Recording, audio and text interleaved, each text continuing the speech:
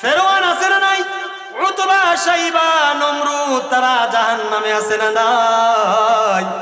জান্নাতে কারা আছে বুঝেন নাই? আল্লাহর নবী বলেন, আল্লাহর নবী মুহাম্মদুর রাসূলুল্লাহ সাল্লাল্লাহু আলাইহি সাল্লাম যারা কোরআনের সংবিধান মানবে, কোরআনকে যারা বুকে নিবে, মাথায় রাখবে, কোরআনের সংবিধান অনুযায়ী আল্লাহর জমিনে কথা বলবে, সাক্ষ্য দিবে, তারাই তো জান্নাতুল ফেরদাউসে চলে যাবে। কথা ঠিক কিনা?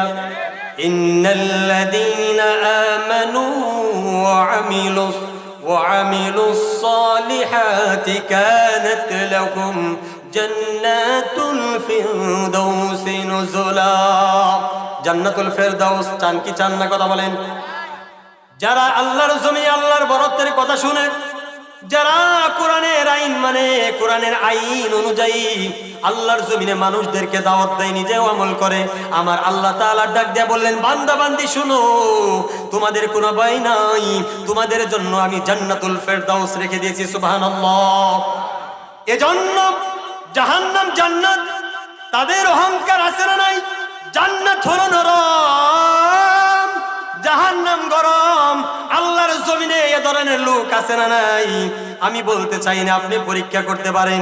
আল্লাহর জমিনে যারা গরম ভাবে চলবে, ক্ষমতার দাপট দেখাবে, সম্পদের দাপট দেখাবে, শক্তির দাপট দেখাবে, তারাই হলো জাহান্নামের অধিবাসী। যদি তওবা না করে মারা যায়, তওবা না করে কি করে যদি মারা যায়, তাহলে তাদের খবর আছে। আর যদি তওবা করে মারা যায়, আল্লাহ তাআলা তাদেরকে ইহসান করতে পারে। আল্লাহর নবীর আদর্শে আদর্শিত যদি আপনি আমি না হতে পারি, তাহলে ইমানদার ব্যক্তি হিসাবে দাবি করতে পারবেন? কথা বলেন, পারবেন? কেউ আমরা পারবো না রে বাবা।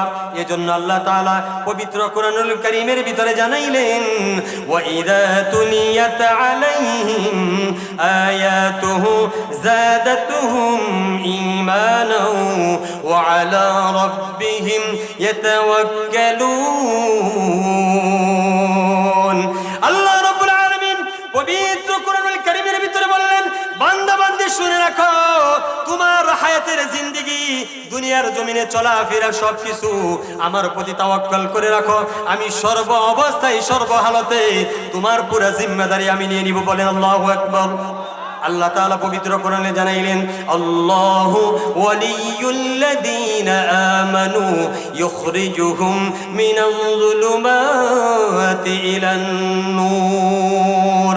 আল্লাহর বরত্বের কথা যারা মানবে, আল্লাহর দাওয়াত যারা দিবে, রাসূলের দাওয়াত যারা দিবে, আল্লাহর বরত্বের কথা অনুযায়ী যারা আমল করবে, আমার আল্লাহ রাব্বুল আলামিন ডাক দিয়ে বলবেন, তোমাদের কোনো সমস্যা নাই, দুনিয়ার জমিনে আমি তোমাদের জন্য অভিভাবক হয়ে যাব। যদি কারো আল্লাহ তাআলা যদি কোনো বান্দা বান্দির উপর অভিভাবক হয়ে যায়, তাহলে ওই বান্দা বান্দির কোনো ডর নাই, কোনো ভয় নাই, কোনো সমস্যা নাই।